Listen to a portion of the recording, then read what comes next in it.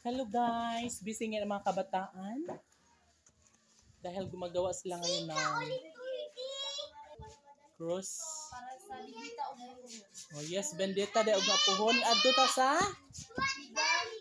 Barangay Igang, Chapel. Alas? 4 sa Kadlaw. Oh, okay. So, mga dlaon tanaan ni puhon. Sa mga wala palay kuan diha, mga palaspas, meron kaming libreng palaspas dito. Ayan. Lang, galing nyo naman gumawa, uy.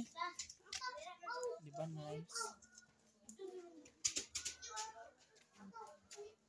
Yan, busy yung ating secretary. Hi. Oh, hi.